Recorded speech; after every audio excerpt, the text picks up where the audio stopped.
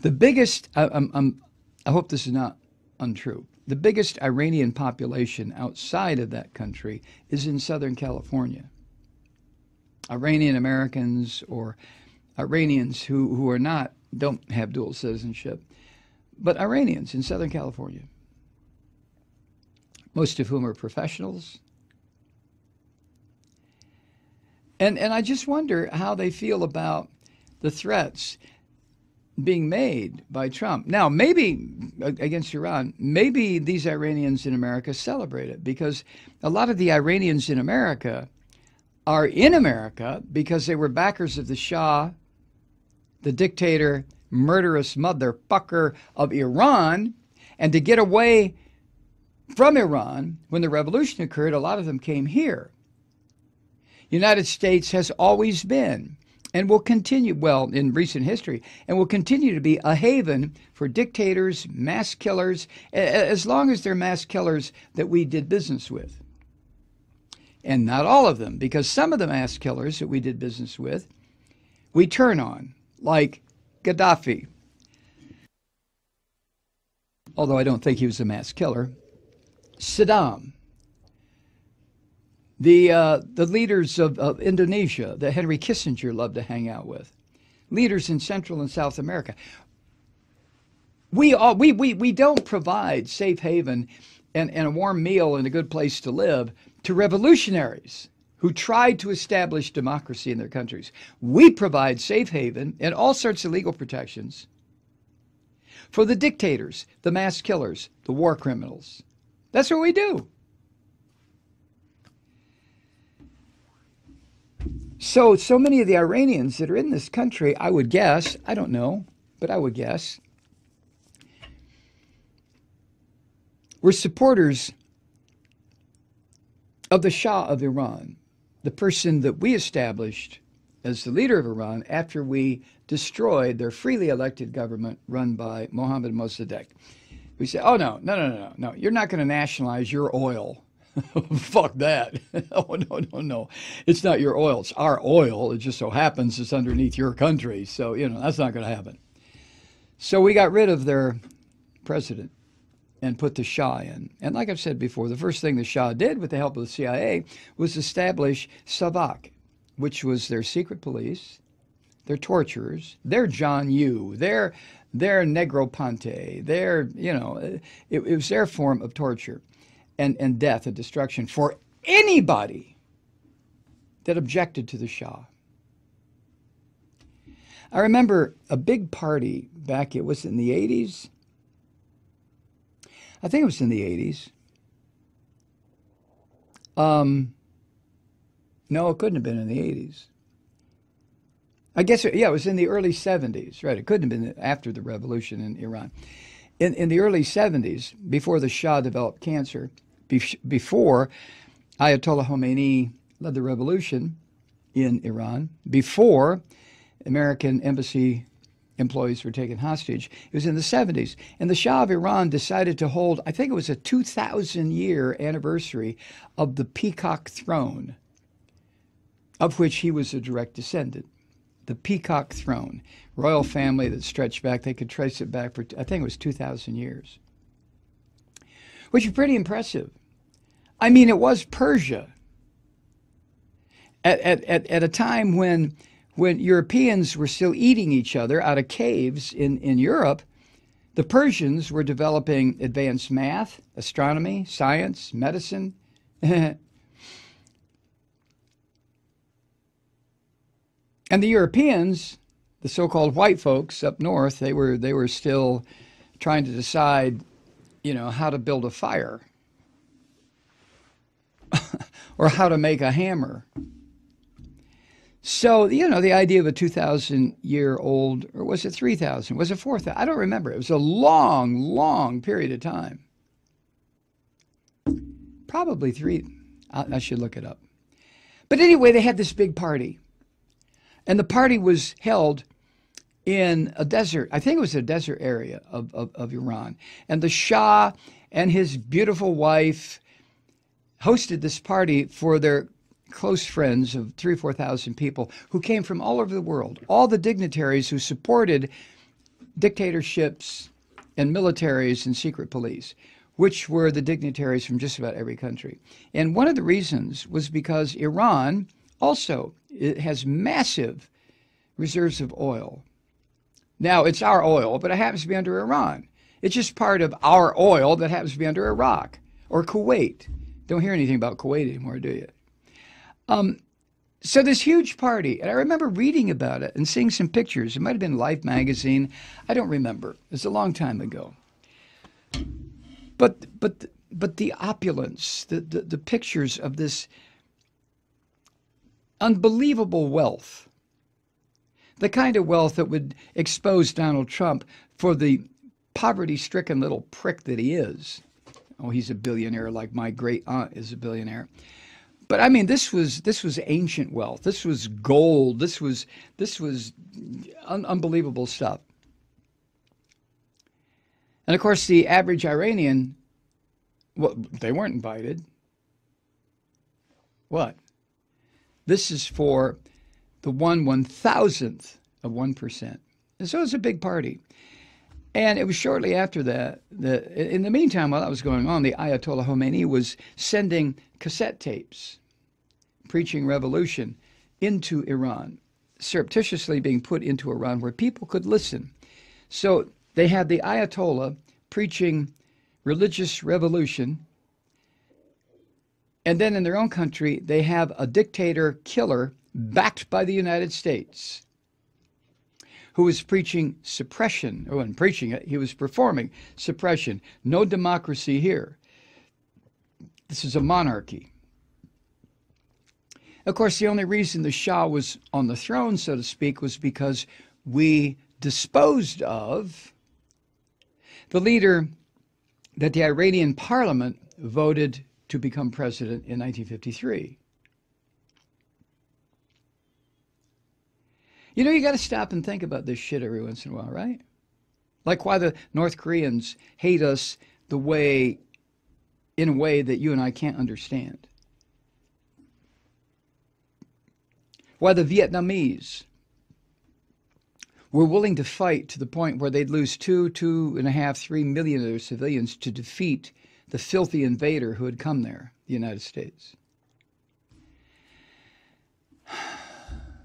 It gets discouraging sometimes, you know. Why can't we be a nation that is led by good people? People who don't look at a country and say, I'm going to invade it and take their natural resources. People who look at a country and say, hey, you know, they're doing pretty well. Let's have some kind of a trade agreement. Let's work out where we can, you know, we can swap our beads for their sheep, you know, or whatever. A trade agreement, a nice little trade agreement, right? Let's invite some of their students to go to our universities. Let's some of our students to go to their universities. Nah, those days are long gone. But I often wonder why. I really do. Why don't we look at a country like North Korea, like I said the other day, and just, you know, go through our mea culpas and say, okay, we're sorry. Shit.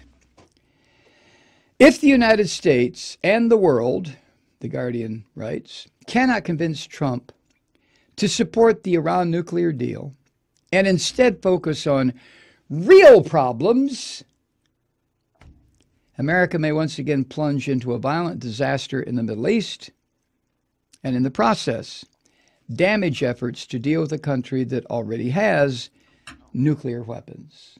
That's North Korea. The threat from North Korea is real. And Trump used his speech to outline the need for an international pressure campaign against Kim Jong-un. And nobody's disagreeing with Trump, evidenced by the recent unanimous UN Security Council vote to impose new sanctions. But when you have an orange asshole like Trump who couldn't find, and you know this is true, if you gave him a world map and laid it out, or gave him a globe and said, find North Korea, this ignorant savage could no more find North Korea than you or I could find Arcturus on a star map. He just couldn't do it. But he's our leader. And as The Guardian writes, Trump is having a difficult time implementing a coherent strategy in North Korea. He has picked a fight with America's South Korean ally. Yeah, what was that? A week or so ago, he's threatening to tear up the trade agreement we have with South Korea. And the South Koreans are starting to, the new president of South Korea wants to sit down and talk with the North Koreans. He doesn't want war.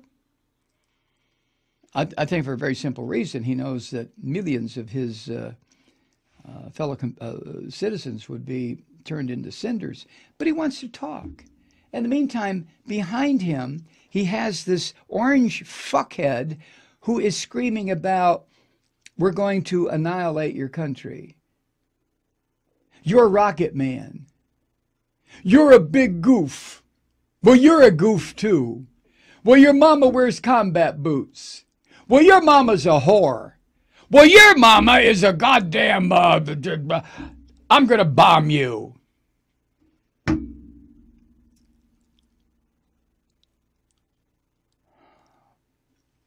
Trump, with his frequent hyperbolic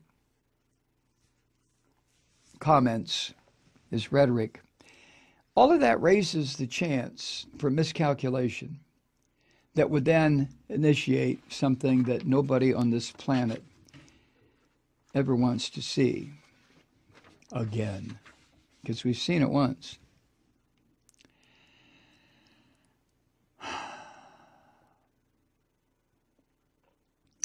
And because of the nasty rhetoric that Trump has dumped on China, and not just Trump, I mean, going all the way back to before Nixon. I remember the big argument in, I guess it was the early 60s, who lost China? Because on the one hand, you had Chiang Kai-shek, who was a military dictator. On the other hand, you had Mao Zedong, who was a social revolutionary, a communist, but he was a revolutionary. And we had worked with Mao, we had worked with Chiang Kai-shek. But then the Long March, the communist revolutionaries who decided that China was going to be run by them. And when the communists won, then there was this big argument in this country led by the right-wingers who lost China.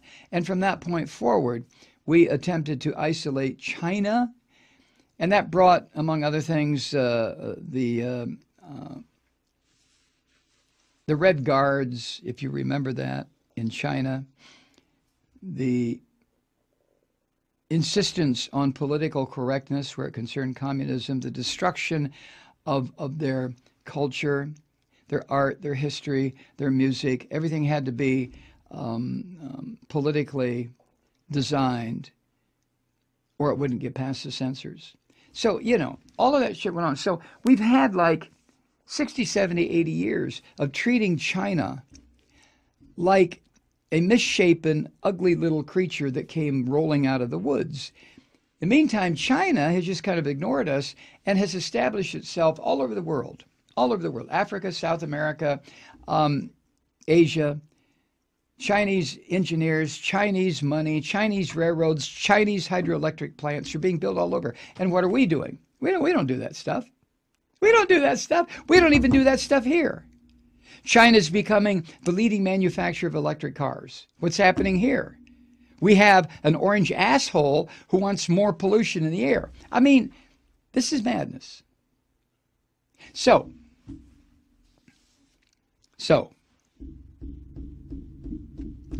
Trump has been insisting that China help with the North Koreans. China's not going to help to the American objective, and a number of reasons why.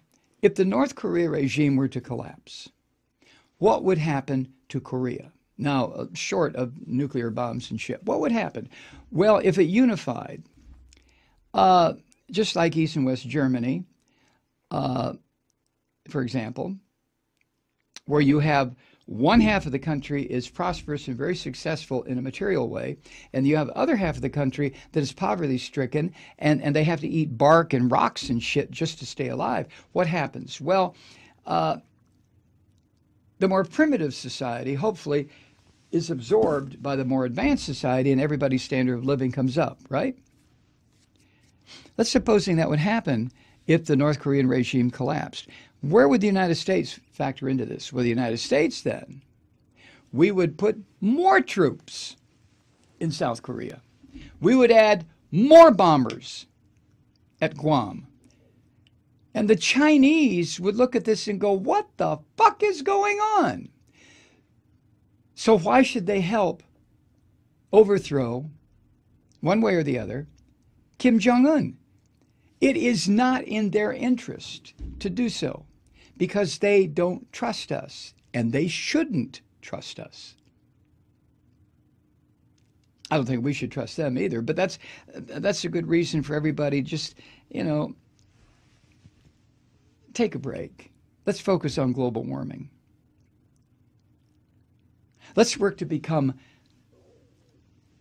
one nation, one species. Oh, come on, Malloy, you've been talking this shit since the 60s. But that's the reason China's not going to help the United States where it concerns Kim Jong-un.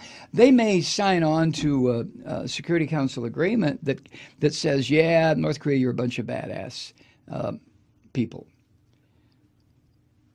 And maybe the Chinese will agree, okay, we'll go along with the sanctions, which they don't then. Because the Chinese are not going to do anything that will cause the collapse of the North Korean government. And the reason, not because Kim Jong-un is one of their good buddies and they like to go drinking with him. No, because the United States is hanging in the background just fucking waiting for something like that. And the Chinese know this. So there goes that chance, right?